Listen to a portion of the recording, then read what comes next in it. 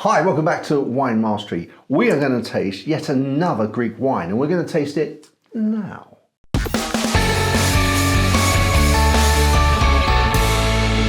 So, as I said, we are going to taste a Greek wine. It's called a G L, and the grape, I'm going to just dip my eyes here, is a Malagousia, I'm guessing. Anyway, let's have a look at the bottle. Here it is.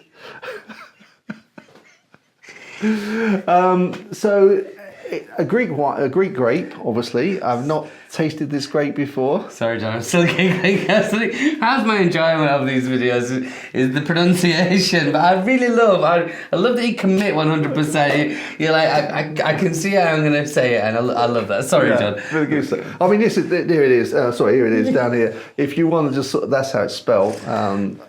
You know, please correct me. I'm sure Wine Scribble will correct me. Oh, yes, of course. Yes, we'll look forward to that. Sorry. Okay, sorry, John. So this one is priced at... There we go. 5p off £9. So that's getting towards the medium end. Yeah, but we're still under there, aren't we? We're still below sub. Yeah. There's a reasonable margin below sub £10. Yeah. Yeah. Yeah. Okay. Let it go, John. We're getting quite close to it. I know you're getting a bit nervous. We're getting closer to it. I know. But it might be very good, and it might be worth every penny. Well, let's have a look at the colours to begin, shall we? Look at the colour, John. Yes. Right. So this has got a little bit more buttery. Yeah. I said that involuntarily. Yeah. Because when I see this kind of colour, for me, I'm like, ooh, I think I'm going to like this. But the yellow is there, isn't it? Yeah. You look at that and you think, oh yeah. Even coming across sometimes as gold. Gold. There's a song. There is a song called Gold. I probably wouldn't try it, John, but especially with a voice like mine. Oh no, that's looking. Oh wow. Oh wow. Oh, I'm gonna have a go at night. Like it's just like beautiful in the glass, doesn't it? Yeah. You like these glasses, don't you? I do like the glasses as well. Yeah, these are fantastic glasses. Delicate, delightful. Right, let's go and have a go on the nose. Okay. That is delicate and delightful as well. Isn't it just? It smells fresh. It smells. Can you smell grass in that? Maybe I can. Just like, like, almost not like it being cut, but just like the wind blowing over sort of like long grass. Like a meadowy. Yeah. Yeah. Oh, John, that's a lovely description. Yeah. And it makes you feel right nice, does that? Because there's a warmth there. Yeah. That's lovely. It does. It's quite delicate, isn't it? It's not sort of much straight in your face, but it's not. But there's enough there, isn't there? Yeah. Enough for you to think. It's quite got a little bit of earthiness to it as well. Not in a Pinot Noir way, more in a dry, rather than sort of damp earthiness, more in a sort of dried earthiness. Yeah, I think that's coming along with the rest of your meadow smell. Yeah. That's nice, John. That's it. I'm not. All I get from there is that. I get your meadow, get that, but there is a honeyedness in there as well. Yes, there is. Yeah. For me, I don't think it's going to be sweet. Not from looking at the alcohol. Was it 12 and a half? So it's not overly strong as well. 12 and a half. No, and that's nice for a hot climate. Obviously, it's Greek wine, high temperatures, so once something's refreshing, not too heady. Yeah. Okay, let's have a go on the old palate. Okay.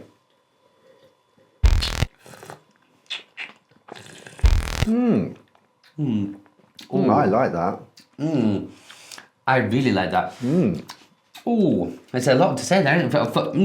Immediately the melon. Yeah. Melon for me, a juicy, mouth-wateringly so. It's like making go. And then towards the back end, it's like the a juicy red apple. You know, the juice you get from that. It's quite powerful, but not.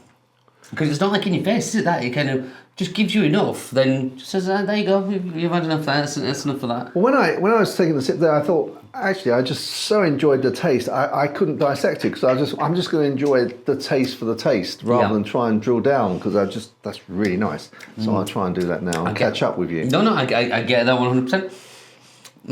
There's a texture, there's a weightiness of wine there as well, which is suiting without, again, being too heavy, too over the top. It's almost like that mouth feel It's a mouthfeel. Very juicy. Yeah. Very mouth-watering. Yeah, it does want to. It makes Very you refreshing. Do you know where this takes me to? Pray tell, John. So it takes me to a cafe on a sort of fishing harbour, on the harbour side, with an awning over so you're not too hot. The sun's beating down, it's 35 degrees, and you're looking at the sort of, the slow ripples in the harbour. Oh, John. And you're just tasting that and appreciating the world. Yes, I get that. I can see that. Yeah. I just want a second to enjoy that. That would be beautiful. You just hear the sort of sea just slapping up against the harbour wall slightly, just that little slappy noise, and then it almost has like an ice lolliness about it in that you want to suck it through the front teeth as well. That's delicious. Isn't it just? Why have I never tried Malagousia Grape wine before? But it's all a learning curve for us, John. That's what we're doing with these videos, and we are learning. I mean, again, this is something which you would never. Even myself personally, or maybe I'd see it on the shelf like, well, I've never tried that kind of thing. Will I take a chance? And that chance has paid off. ABBA. ABBA, what? The group, ABBA. Take a chance. I thought you were going to carry on with it. No, I can't sing, so I didn't want to put you guys through that. Honestly, I didn't. I like you to add that. Not honestly. Well, it's all right, John. We'll believe it. We'll leave it. Please believe me. No, even now, it's staying around, but it's not cloying. Yeah, absolutely. It's letting you know it's there. It's enough. Yeah, and that's actually something that's just occurred to me, that you don't have to actually sort of keep sipping it, but because that taste is so delicious, there's the urge to. You want to, yeah. But that for me is one of those tellings of a good wine. I often describe Rocca like that, where you have a little sip, and by the time the glass has gone down, you just think, what is that? I want that on your face again. You go, Yeah, that's it. Enjoyable, is that, John? Very enjoyable. And that body, the texture is just enough, isn't it? It's not at a point where it sort of becomes oily, but it's just like viscous enough to just give you that rounding taste in your mouth. Yeah, I think my favourite part about this wine is how juicy and how it makes your mouth water. Yeah. It really does. Yeah, which is ideal if you're in sort of like 35 degrees heat in the summer and. Yeah. I'm there again, John. I'm there again. That works for me. Yeah, and even so, sometimes when I drink a wine, when I go back to the nose, I can't always smell the nose, but this is still there. I do love that. Yeah, it's a delightful wine.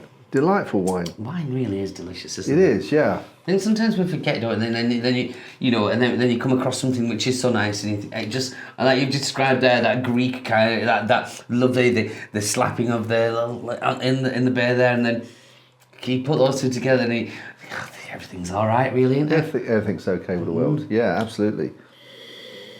Yeah. Do you know what? So I'm going to jump to pairing here, just because my mind's in this bar, and I'm thinking I'm going to have with this. I'm just going to have. I'll leave you to what cheese I'm going to have, but I'm just going to have with that just a few olives in a little bit of local olive oil. And that, I think, whoa. Yeah, sometimes it's easy to overcomplicate things, isn't it? And think, well, perhaps we'll pull this and that, but yeah, something as simple as just the olives and then the bread and just that's it. And then I want to be back in that cafe though. Yeah, can we be back in that cafe with the olives? So if you were in that cafe, what would you cheese-wise? Sorry, I was too involved in your olives. I immediately, because I only know one Greek cheese, which is feta. So feta, I'm not so sure would go with that. That would be the go-to, wouldn't it? I'm thinking that might suit a blue cheese. Oh, really? I'm thinking it might go blue. Then because there isn't a richness there, so I think I'd want to match a richness with, but not a salty, harsh blue. So maybe something like the Montagnolo, again, which is the German blue. Pretty sure I mentioned that it's like a double cream. It's like the Cambozola of old, but with style. I think those two would just complement. In fact, those two I think would complement each other to the point where you are like eating too much and drinking too much, so you can't get enough of a good thing. I'll grab another bit, another bit. That's exactly, just one little more. I just another, Yeah, Yeah, you could easily. And so, again, we're in that restaurant now with a We little are, cafe. yeah. Oh. What about, there's a cheese sometimes you recommend, but is it Kalshot? Kalshot? Kaltbach. Kaltbach. Kaltbach. It wasn't Kaltbach, it's more, it began with C. And See? yeah. Kalshot. Well, my favourite one is Kaltbach. That's the one I say is my favourite. Kalshot. Maybe not. Maybe I'm... Cashel. Cashel. Cashel. I do like Cashel. The only problem with Cashel with this is I think it might be a bit too salty. Okay. Again, I love Cashel. It almost tastes like ice cream to me. The milkiness in there works really well. I just think that a salty edge on the end might just finish it off. Whereas the Montagnolo, it would just be pure decadence. Let's go for that one then. Let's go Montagnolo. Let's go for that one. Okay. Scores? Scores on the doors. So. Under a tenner? £8.95. £1 5p under a tenner. Under a tenner. So, under a tenner, that's my style of wine. I think as soon as I saw the colour, I thought this is going to be it. So, for me, I'm going to have a nice... There we go, I'm happy with that. I think you're probably going to be shocked at this. 89. Oh, no, not shocked at all, because I'm an 88. Okay. So I think that's... We're closer, and I think that deserves that. It does. It just took me into. It just took me into a different world when I was drinking. You know, my imagination was just. I think that cafe that you're talking about. I think we should take Wine Mastery on. I think we should. Yeah, go there. I think we should. Yeah, if I can find it. But that I think that did really just piqued my interest then. You know, drinking it was nice, and then you thought that perfect what you just described with that. And again, it's living the dream. Yeah, absolutely, absolutely. Yeah. Nice one. Absolutely beautiful wine. Well worth trying, guys. So please give it a try if you get the opportunity. Let us know what you think about it.